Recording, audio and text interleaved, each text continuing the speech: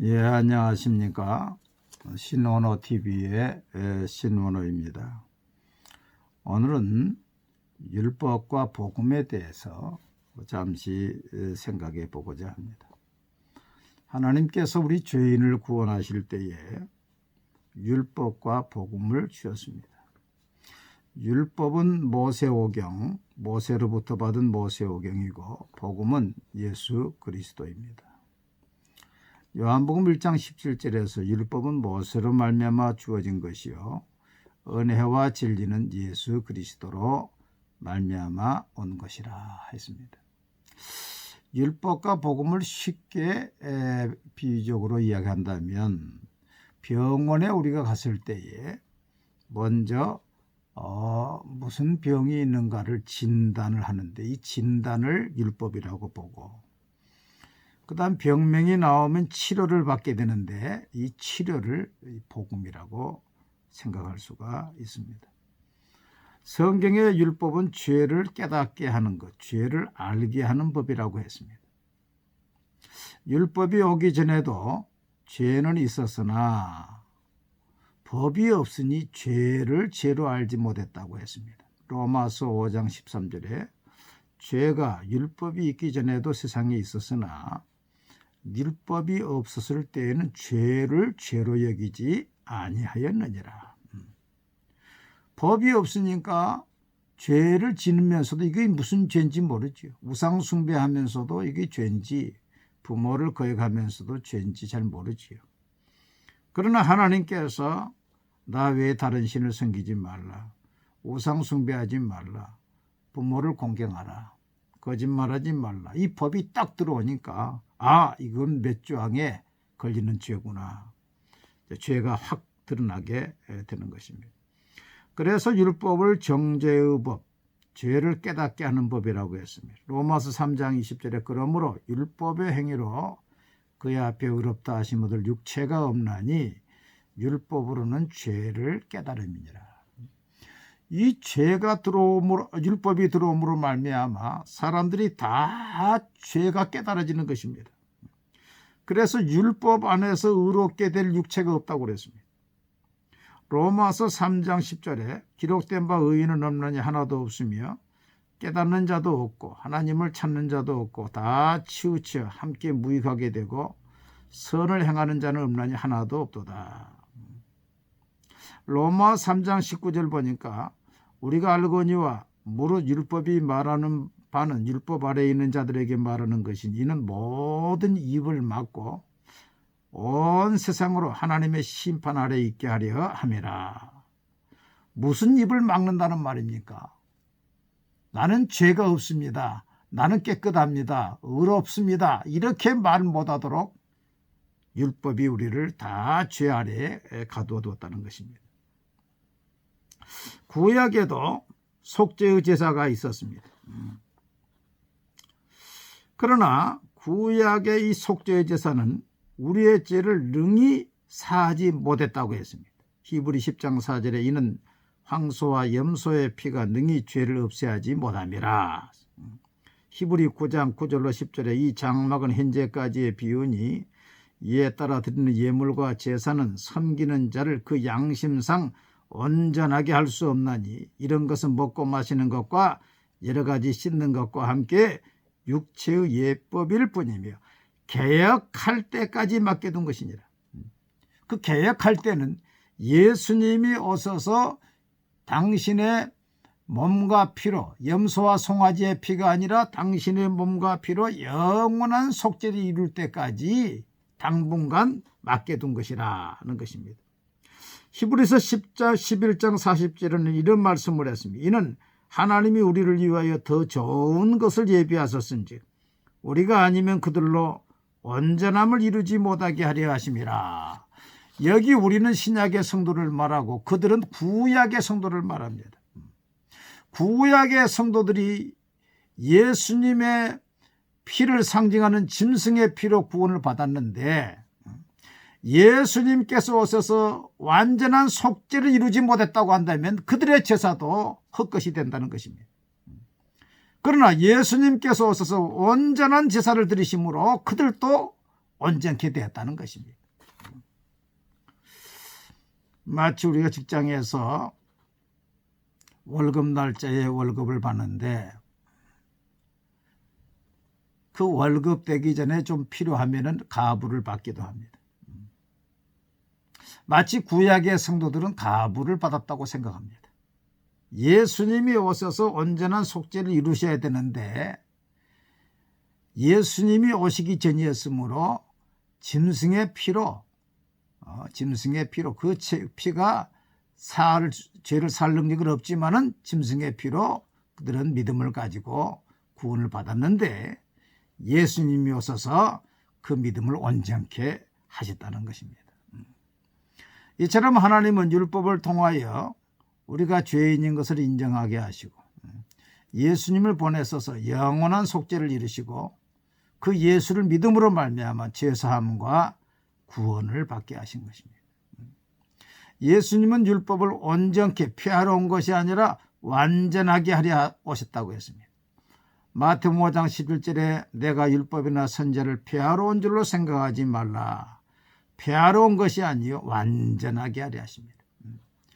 율법에서 진단된 그 죄인을 예수님께서 구원하시는 것이 완전한 것입니다. 마태복음 20장 28절에 인자가 온 것은 섬김을 받으려 함이 아니라 도리어 섬기려 하고 자기 목숨을 많은 사람들의 대속물로 주려 함이니라.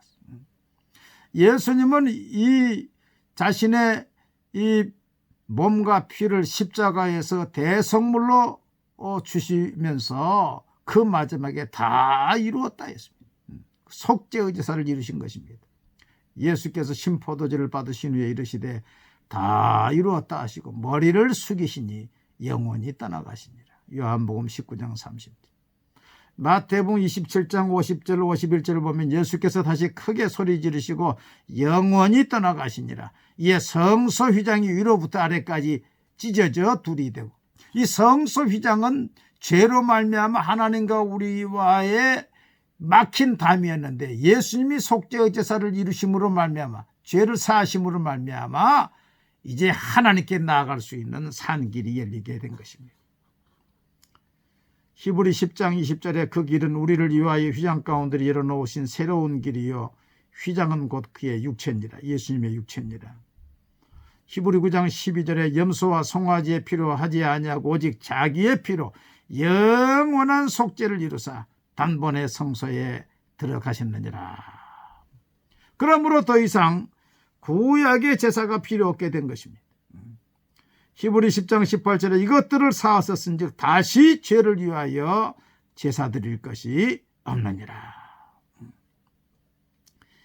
이게 복음입니다.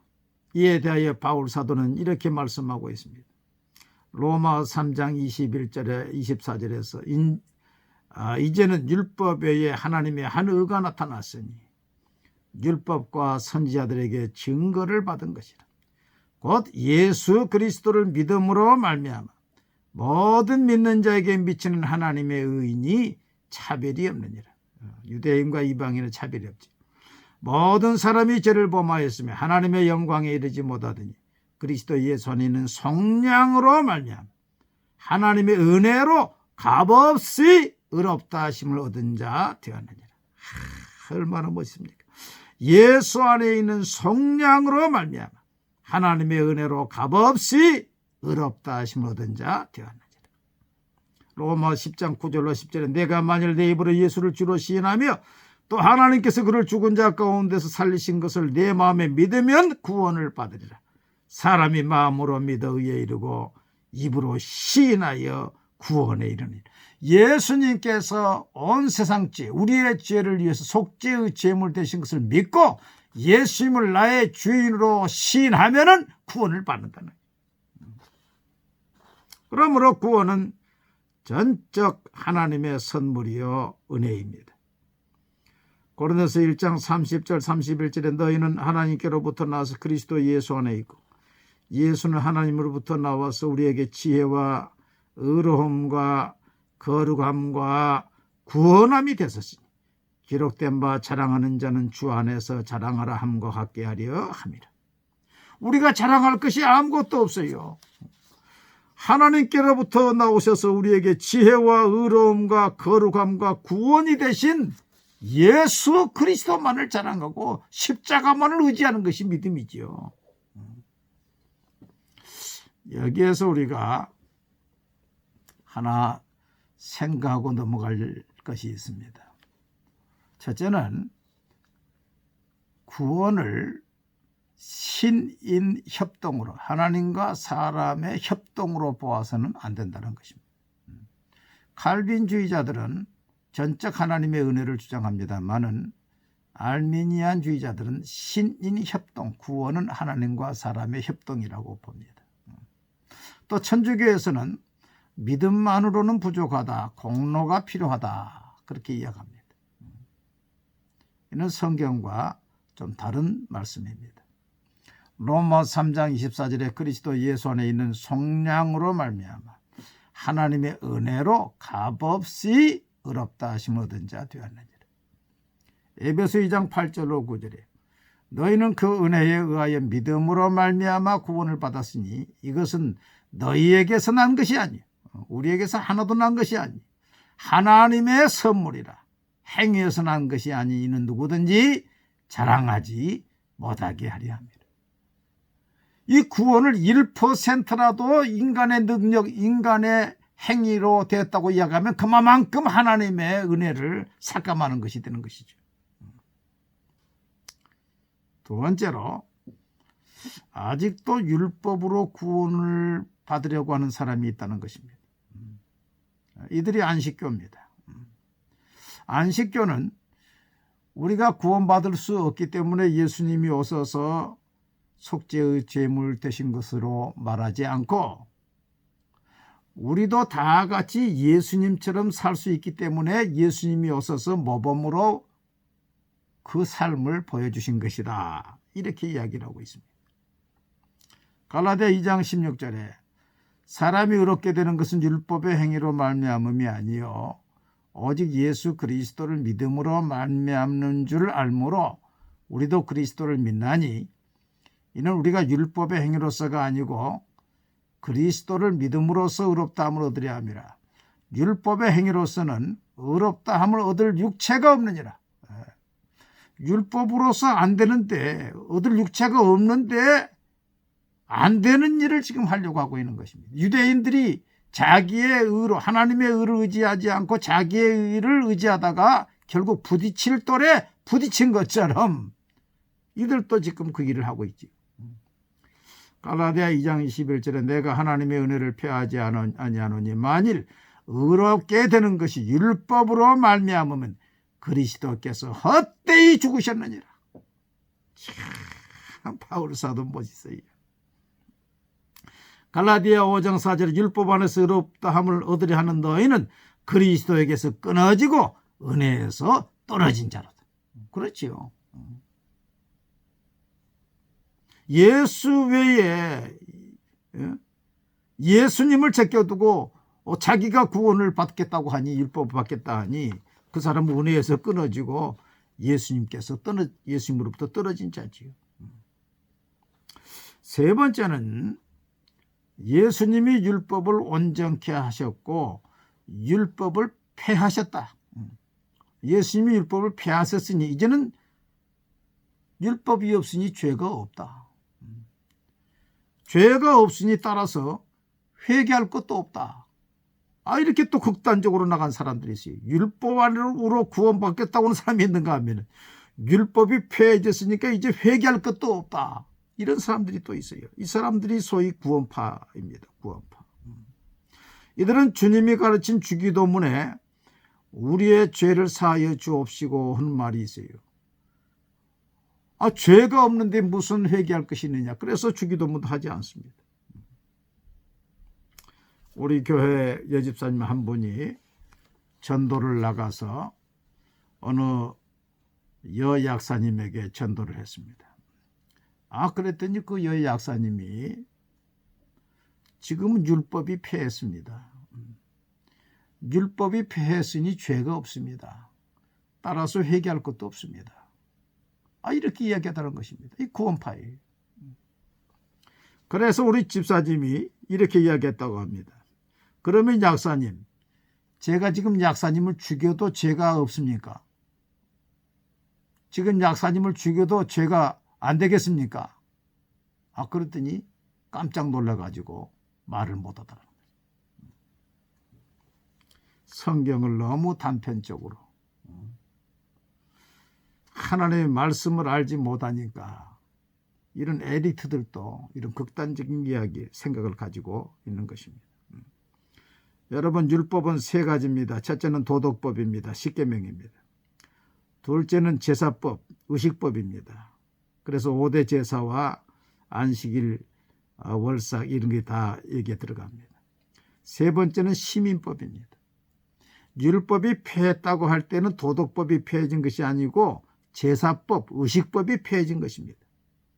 에베소 2장 15절에 법조문으로 된 계명의 율법을 폐하셨으니, 골로새 2장 16절 17절에 그러므로 먹고 마시는 것과 절기나 초하루나 안식일을 이유로 누구든지 너희를 비판하지 못하게 하라. 이것들은 장래일의 그림자이나 몸은 그리스도의 것이니라. 예수 안에서 5대 제사가 다 이루어지지요. 예수 안에서 안식일도 다 이루어졌지요. 먹고 마시는 것 할례나 다 이루어졌지요. 그런데요, 남아있는 이 도덕법이 있어요. 도덕법은 오히려 더 확장이 되었어요. 그리고서 시민법은 오늘날 각 나라의 민형사법으로 발전이 되었습니다. 예수님은 이 도덕법을요, 구약에는 행위가 나타났을 때만 그게 죄로 인정됐는데, 예수님은 이 도덕법을 마음에까지 확장을 했어요. 옛사람에게 말한 바 살인하지 말라, 누구든지 살인하면 심판을 받게 되리라 하였다는 것을 너희가 들었으나 나는 너에게 이르노니 형제에게 노하는 자마다 심판을 받게 되고 형제를 대하여 나가라 하는 자는 공회에 잡혀가게 되고 미련한 놈이라 하는 자는 지옥불에 들어가게 되고. 구약의 살인은 사람을 죽여야만이, 행위가 나타나야만이 죄가 되었어요. 그래서 신약의 예수님 마음에 벌써 미워해도 살인이다. 또 간음하지 말라 하였다는 것을 너희가 들었으나 나는 너희에게 이르노니 음욕을 품고 여자를 보는 자마다 마음에 이미 간음하였느니라. 마태복음 5장 27절 28절 말씀. 그래서 이 도덕법은 오히려 또 확장이 되었습니다. 그렇기 때문에 로마 3장 31절에 그런즉 우리가 믿음으로 말미암아 율법을 파괴하느냐, 그럴 수 없느니라. 도리어 율법을 굳게 세우느니라. 이 도덕법은 더 확장이 되어가지고 우리의 마음에까지 이제 터치가 되게 되는 것입니다. 그래서 히브리 8장 10절에 보면 또 주께서 이르시되 그날 후에 내가 이스라엘 집과 맺을 언약은 이것이니 내 법을 그들의 생각에 두고 그들의 마음에 이것을 기록하느니 나는 그들에게 하나님이 되고 그들은 내게 백성이 되리라. 그래서 율법이 폐해진 것은 제사법, 의식법이 폐해진 것이지 도덕법은 오히려 더 확장이 되었고 시민법은 오늘날의 민형사법으로 다 유지가 되고 있는데, 이것을 율법이 폐했다고 해서 도덕법도 폐해지고 이제 민형사법도 다 없어졌으니 이제는 법이 없으니 죄가 없다. 이렇게 하면은 일반 시민들보다도 더 낮은 수준의 성도가 되고 마는 것이죠. 그렇기 때문에 사회의 무리를 일으키게 되는 것입니다. 하나님은 율법을 주셔서 죄를 깨닫게 하시고 예수님을 통해서 속죄의 구원을 주셨습니다. 이 율법은 내가 죄인인 것을 깨닫게 해서 구원자 되신 예수님께로 인도하는 것이기 때문에 바울 사도는 이 율법이야말로 우리를 예수님께로 인도하는 초등교사다. 이같이 율법의 우리를 그리스도께로 인도하는 초등교사가 되어 우리로 하여금 믿음으로 말미암아 의롭다함을 얻게 하려 함이라. 갈라디아 3장 24절에서 이렇게 말씀했습니다. 이 율법과 복음은, 율법은 진단의 법이고 복음은 치료의 법입니다.